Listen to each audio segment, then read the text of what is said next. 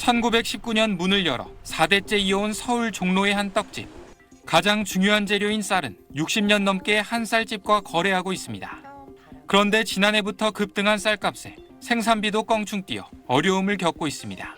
직원이 저희가 인원이 많거든요. 근데 그분들 월급을 제 날짜에 못 줄까 봐 걱정할 정도로 어쩔 수 없이 세 분은 나가시고.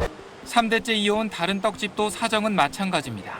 기존에 4,000원 받는 거를 지금은 5,000원 단가 받아야지만 현상 유지가 되는데 또 경제도 이렇고 하니까 올리질 못해요. 쌀 20kg의 지난달 평균 소매 가격은 62,516원으로 1년 전보다 14% 올랐습니다. 전년 동월 대비 13개월 연속 상승세로 8개월째 심리적 저항선인 6만 원을 넘어섰습니다.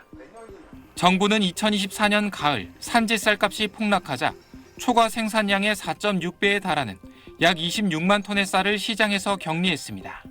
이 여파로 지난해 여름부터 쌀값이 오르기 시작했는데 여기에 병충해와 일조량 감소 등으로 쌀 생산량이 예상보다 적었던 겁니다. 반면 K푸드 열풍 등으로 가공용 쌀 소비는 급증했습니다. 쌀이 들어간 가공식품도 너무나 많습니다. 먹거리에 대해서 이 부담을 느끼는 체감 물가가 높아지는 원인이 된다. 최근 5년 동안 쌀 생산비가 연평균 3.6%씩 오른 영향도 있습니다. 생산비가 올라서 가격이 오른 것도 한번 살펴볼 필요가 있어요. 전쟁 이후에 인플레이션이 계속 나타날 거라고요.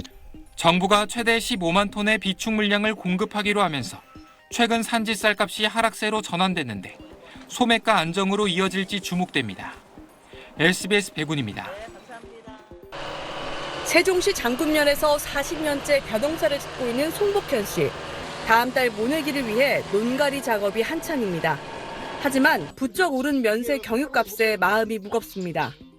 트랙터를 중장비를 보통 최하 10시간 이상 가동을 해줘야 돼요. 20만 원 정도는 매일 먹어요, 연료비를. 급등한 등유 가격도 부담입니다. 이곳 농협에선 해충 예방을 위해 모판에 심을 벽실을 소독해줍니다.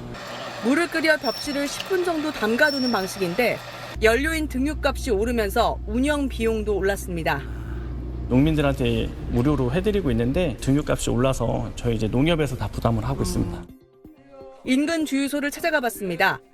전국 평균 면세 경유 가격이 전쟁 직전 1,122원에서 1,502원으로 33.8% 올랐고 면세 휘발유는 27%, 등유도 26.2%나 뛰었습니다. 리터당 3,400원 떠버렸단 말입니다. 그렇다고 해가지고 이게 당장 뭐 가라앉을 기미가 있는 것도 아니잖아, 그지? 주문해둔 기름값을 결제하러 온 농민 황인경 씨. 금액을 확인하고는 헛웃음이 나옵니다. 42만 나오는데 지금 56만이 나왔다. 10만 원 넘겨 더 나오지. 모든 게 다 비싸요. 트랙터나 콤바인, 경운기 등 농기계 대부분은 경유를 사용하는 데다 농번기가 시작되면서 유류비 부담이 더 커질 수밖에 없습니다. 농업용 비닐과 비료값 등 생산비 전반이 오르면서 결국 농축산물 가격 인상으로 이어질 거라는 우려까지 나옵니다. 논가리, 밭가리는 봄에만 하지만 농기계를 계속 써야 되니까 이게 1년 동안 쭉 간다고 생각해 보세요. 농작물이 그만큼 가격이 올라가야 되는데. 정부는 보조금 623억 원을 편성해 다음 달부터 지급하기로 하고 지난주부터 접수를 받기 시작했습니다. SBS 최희선입니다. 월요일 친절한 경제 한지연 기자 나와 있습니다. 한 기자, 요즘 유가 때문에 물가가 오르는 게 피부로 느껴지는 것 같아요. 이제 시작인 것 같죠? 네, 이 올해 1분기 서비스 물가 상승률이 상승폭을 확대하면서 2.4%로 올라왔습니다.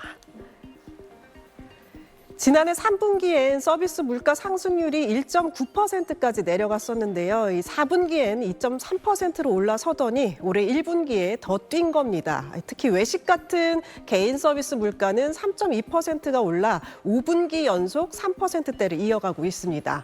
왜 특별히 서비스 물가를 살펴보느냐? 이유가 있습니다. 유가나 농산물 같은 상품 물가는 외부 상황에 따라 오르내릴 수 있지만 외식이나 숙박 같은 서비스는 한번 가격이 오르면 다시 내리기가 쉽지 않습니다.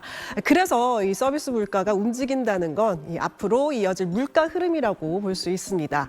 여기서 중요한 건 1분기는 아직 본격적인 상승 요인이 반영되기 전이라는 점입니다. 4월부터 유류 할증료가 크게 올랐잖아요.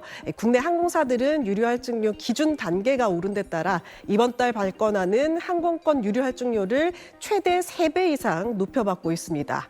이렇게 되면 국제선은 항공 요금이 최대 15% 올라서 전체 소비자 물가의 0.03%포인트, 서비스 물가에는 0.06%포인트 영향을 줄 것으로 추정되고 있습니다. 이 영향은 이 물류비와 운송비 전반으로 번지면서 외식과 숙박 같은 다른 서비스 가격으로 이어질 가능성이 큽니다. 네, 요새는 이 기름값이 정말 여기저기 영향을 안 미치는 데가 없다는 게 실감이 됩니다. 네, 이 한 달 새 이 물가 전망이 급등을 했는데요. 여름에는 3%를 돌파할 가능성도 나오고 있습니다. OECD가 올해 우리나라 물가 상승률 전망치를 2.7%로 0.9%포인트 끌어올릴 것 시작으로 해외 주요 투자은행들도 일제히 상향 조정에 나섰습니다. 해외 주요 투자은행 8곳이 제시한 올해 물가 상승률 전망치는 2%에서 2.4%로 한 달 사이 0.4%포인트 올라갔는데요. 일부 기관은 4월 물가를 2.6에서 2.8% 수준으로 보고 5월부터 9월 사이에는 3%를 웃돌 수 있다고 전망했습니다. 이 배경은 유가와 환율인데요. 그동안 석유 최고 가격제, 유류세 추가이나 품목별 특별 관리처럼 정부의 총력 대응으로 물가를 억제하는 효과가 일부 있었지만 중장기적인 인플레이션을 막기는 역부족일 수 있습니다. 우리는 이 석유 의존도가 높은 데다가 지금 원달러 환율이 1,500원을 넘어서 움직이고 있는 점도 물가를 자극하는 요인입니다.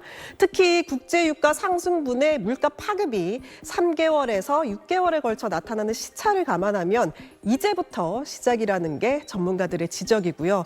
또 호르무즈에 이어서 홍해 해협 통제 가능성까지 거론되면서 국제유가와 물류비가 추가로 뛸 수 있다는 우려도 나오고 있습니다. 여기에 이 농산물도 변수입니다. 지금은 1분기 기준 농산물 물가가 2.1% 하락했지만 파종 시기에 비료와 비닐 수급 불안이 겹치면서 여름부터 가격이 다시 오를 수 있다는 전망이 나옵니다. 네, 이 물가를 잡으려면 한국은행이 조만간 기준금리를 올릴 수도 있다, 이런 전망도 나오고 있죠. 네, 이 11일 열릴 금통위에서는 일단은 기준금리가 동결될 거라는 전망이 강하고요. 하지만 하반기에는 기준금리가 1, 2회 정도 인상할 가능성이 있습니다. 일단 지금 금리를 내려서 돈을 풀 상황은 아니죠. 이 금리를 낮추면 물가와 환율을 더 자극하게 되고 여기에 정부가 추경을 통해서 시중에 돈을 푸는 상황이기 때문입니다. 그렇다고 이 선제적으로 물가 관리하겠다고 당장 금리를 올리기엔 너무 이르기도 하고 이 추경으로 푸는 돈의 효과가 상당 부분 반감이 될 수 있습니다. 그래서 이번엔 7차례 연속 동결이 되면서 현재 기준금리인 2.5%를 유지할 가능성이 큽니다.